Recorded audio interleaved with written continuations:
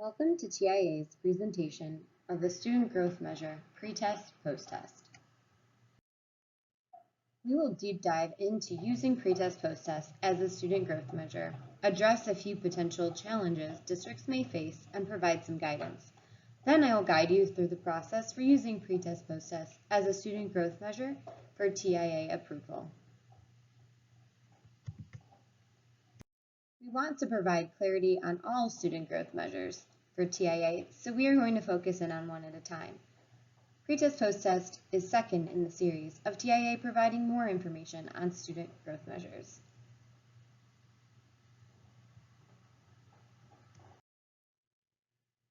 Pretest post-test will be used to evaluate teacher effectiveness and determine designations. All districts need valid and reliable instruments to ensure accurate data and equity among teachers. The districts that we've spoken to recently usually have two issues when it comes to using pretest post-test as a student growth measure. During this webinar, we will smooth those out so that you don't run into the same issues. One issue is that some districts believe they are using pretest post-test, but they're actually using student learning objectives, SLOs, or an other student growth measure on the TIA application. Both of those are fine, but you need to make sure that you're checking off the correct box on the application. Another issue is that they have trouble around setting goals for students, individual learning goals, so we will also discuss that. Districts have expressed the need for more guidance because they believe pretest post-test will work best for their district as a student growth measure, but they're not sure how they work or which assessments to use. By the end of this webinar, you will have the ability to distinguish between the various ways pretest post-test can be used as a student growth measure for TIA, and I will clarify how it is different than the other student growth measure category on the TIA application. Depending on where you are in the application process / TIA process, by the end of this PD, you should be able to determine if pretest post-test works as a student growth measure for any of your eligible teaching assignments. You will also understand the key elements of a quality district-created assessment. Is pretest post-test the right student growth measure for your district or eligible teaching group? Based on the applications that we have reviewed, this is how districts are using pretest post-test. Some are using STAR or another approved third-party assessment. Some are using strong, reliable, and valid district-created tests that have been properly vetted. And some are using a blend of both. For example, they're using a district-created pre-test and STAR as the post-test. Note that all districts who are using pretest post-test correctly are setting their own expected growth goals. And I will get more into that in a few slides. If you direct your eyes to the timeline, pretest post-tests sound like what they are. You are measuring growth by comparing performance from a pre-test to a post-test. The beginning of year pretest is given, then the district creates an expected growth goal based on the pre-test score. The school year and lots of learning and progress monitoring go by. Then the end of year post-test is given. Then the district's determination if the student met, exceeded, or did not meet expected growth. That percentage of students that met their goal, exceeded it, or did not meet it all is obviously what we're looking for TIA. Just one more note to make clear. Some districts are using STAR, so technically their beginning of year pretest would be the spring STAR, and their end of year post-test would be the following spring STAR.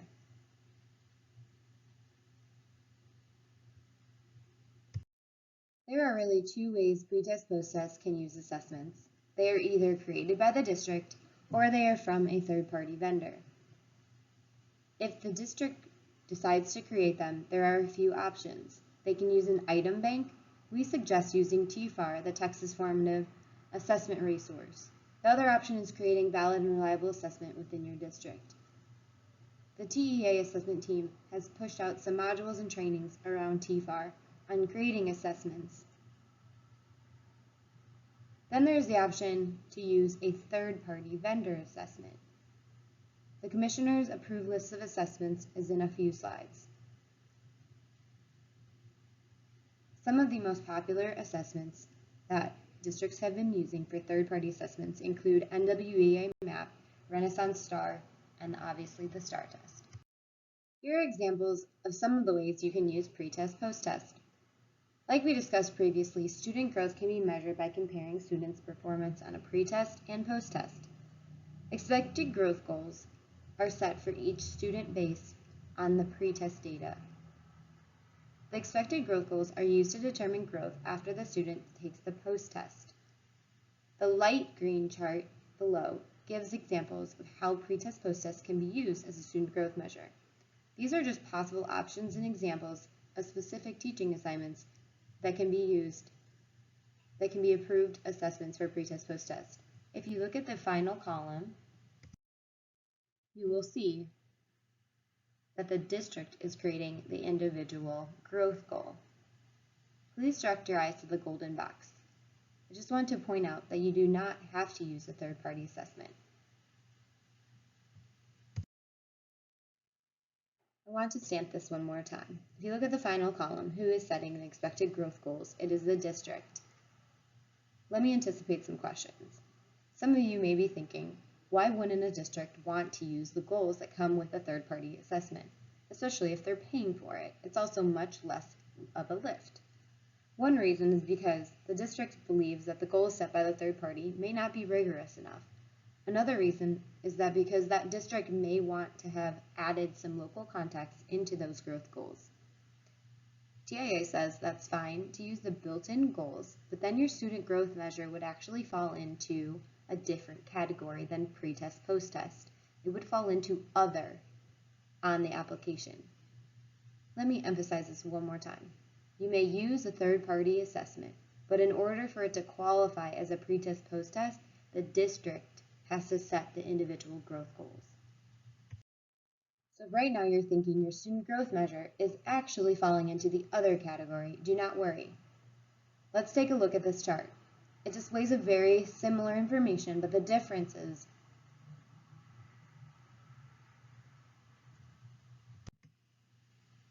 found in that final column. So for example, this district decided to use the NWEA map and use the RIT scores that come with that assessment. They also decided to use the STAR progress measure for the goals for the STAR test for 5th grade rating. Both district-created assessments and third-party vendor assessments have their benefits and challenges. I'd love for you to take some time to consider the benefits and challenges of both district-created assessments and third-party vendor assessments. Also, when I say district-created assessments, I'm including the possibility that teachers may be the creators. As long as the district has a rigorous approval process and that teacher is qualified to create the assessment, then this is okay. Please pause this video and reflect on the potential benefits and potential challenges of using a district-created assessment. Some of the benefits may be that there is some local autonomy. The district gets that decision to make their own assessment. They can also tailor it to a specific course and may be able to use it for non-core content areas. Also, teachers have a say in the ability to vet the testing items. It can easily be adjusted. And then there's a lot of opportunities for collaboration and feedback. Some potential challenges may be that there are some concerns with validity, reliability, consistency of rigor, bias, and the amount of time it may take a district to create the assessment and vet the assessment thoroughly.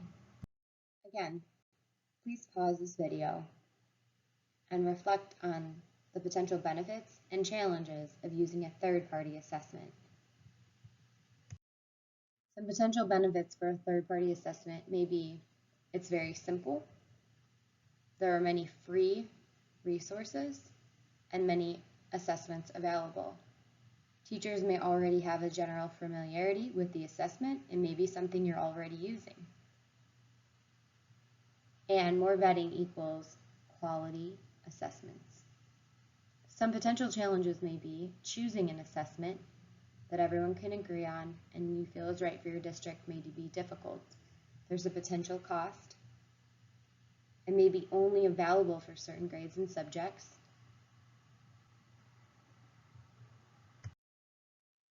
Some core ideas to reflect on. In order to use a pretest post-test as a student growth measure for TIA, the district sets the expected growth goals for each student. The district may choose to use a third-party assessment or create their own quality assessment, both of which have benefits and challenges. Now that we've talked through considerations on which assessment to use, now let's dive into the process for TIA approval, and we will discuss our recommendations and pointers for being successful. We have learned a lot in the past year. These are some potential roadblocks you may bump into, so we're going to talk through them so you are prepared and can begin brainstorming. One thing that slows down the process is deciding which assessment to use. Like we said before, sometimes it has to do with the budget, timing, different subjects, / eligible teaching assignments that you want to put forth for TIA. And then if you're leaning towards the district-graded assessments, that's also no easy task. You need to consider who is doing the writing, the time it will take to write the items, build the test, vet, and approve the assessment. Another thing that slows down the process may be not having a process or algorithm for setting expected growth goals for each student. We'll begin with talking through some of the available assessments, and I will remind you of some of the approved assessments that you can use. They are mostly divided by grade level. As a reminder, this approved list is on our website. Early childhood, kindergarten, 1st through 8th grade, 3rd through 12th grade. I would also like to flag that some of these assessments are deemed achievement tests, but for TIA, they are used to show growth.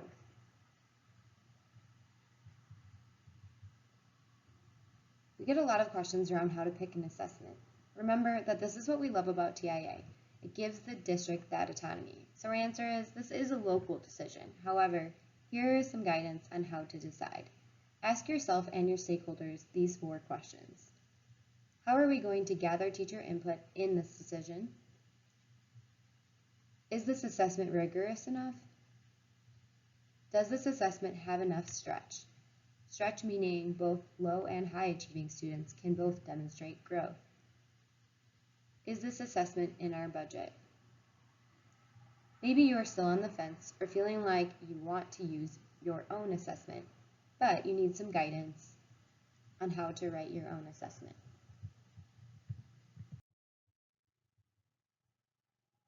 Item banks like TFAR are a great option.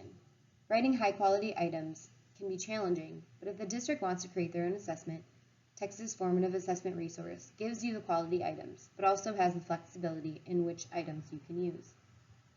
Item banks are wonderful, but I would caution using banks outside of TEA based on the possibility that they would have low rigor or their lexile level and passages would not align to the correct grade level that you are assessing. Again, you can find several resources on TFAR on our website. If deciding to use TFAR, it's good to reflect on some of the benefits and considerations. Some pros are it's really user-friendly, it organizes the test in the same way STAR is organized, and you could have confidence in the quality of the item. There's also not just multiple choice items. Some of the things to consider is that currently it only offers STAR tested subjects, and you may have already used release STAR questions. But the assessment team is working on getting non-STAR subjects on TFAR and items that have not already been on the STAR. You also make sure that you register through SchoolNet and Pearson. There are several resources and trainings available through TFAR on our website. Another challenge can be writing your own quality assessment without an item bank.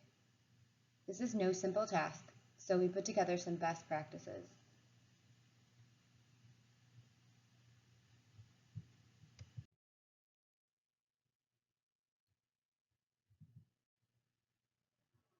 Also, here are some TEA assessment resources. You can pause this slide. Another challenge we've seen slow down districts is setting individual expected growth goals. For the sake of this activity, look at the 3 ways these 3 different districts set growth goals differently. Silently read and reflect on which district had the most accurate scores. Why do you think that's so? What characteristics of their goal setting sticks out to you? Setting expected growth goals can be challenging, but we've broken them down into 3 pieces. Beginners is not really best practice. We definitely want to encourage you to move towards intermediate and advanced. These are differentiated and individual goals that are needed for TIA. There is also another webinar on our website that is on calculating student growth. This webinar goes into detail on how to set these expected growth goals for students. If you look at intermediate, those goals are differentiated and based on more than one test. Advanced is a holistic approach to growth. On the next slide, you will see an example of a district that did this. Using the characteristics of Alyssa's individual information, read these different beginning, intermediate, and advanced growth goals and decide what do you think would be the most accurate. This is just an example, and some districts are using complex algorithms, but what we want to emphasize here is that you should use multiple data points to create an expected growth goal that is individualized for each student. Let's say that your district has decided that they would like to use pretest post-test as a student growth measure. So now what? We are going to talk through some common themes in the application questions and give you some key criteria.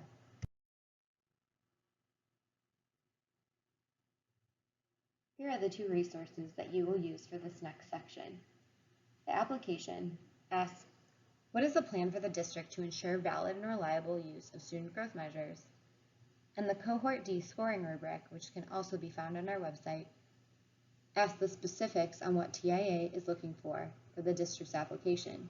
It describes limited, partial, and full readiness.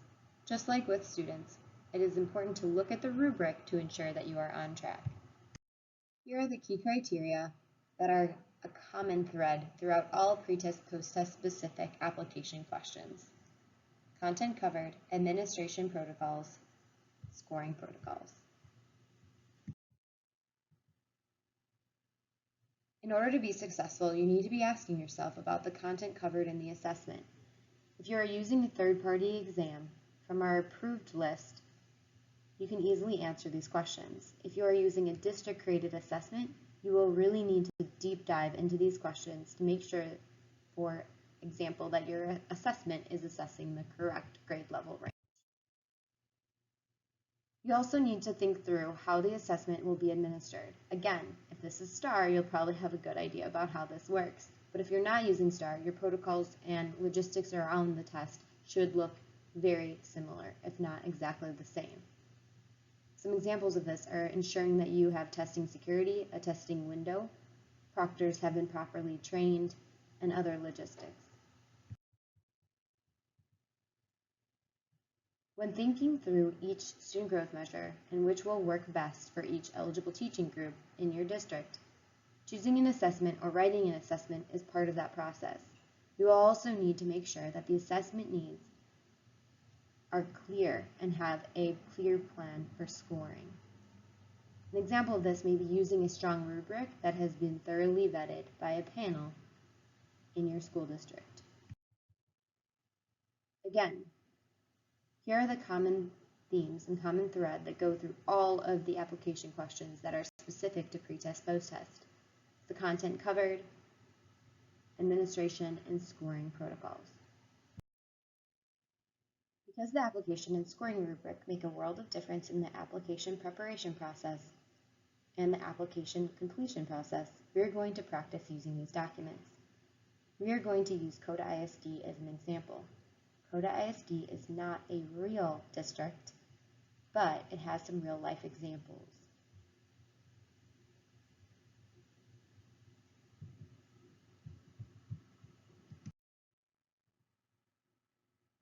Please read through the application question, Coda ISD's answer, and the Cohort D rubric for limited or no readiness, partial readiness, and full readiness, and rate Coda ISD's answer. You may pause the video now. Coda ISD's answer was limited or no readiness. The district requires annual training for the administration of each assessment. Coda ISD did not train their teachers last year and doesn't have a plan to train them this year. Districts should have a protocol in place to ensure security. Coda ISD does not mention a solid protocol. Assigning students to homerooms may be an attempt at this, but isn't strong enough. The district provides guidance, protocols, and rubrics for administering and scoring the test.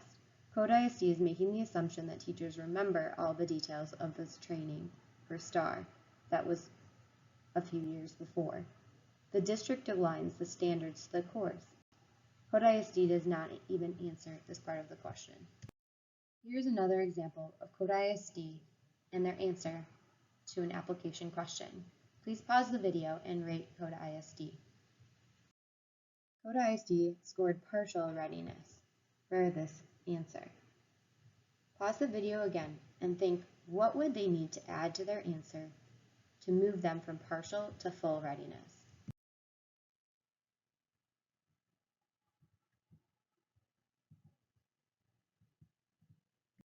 Again, here are the key criteria.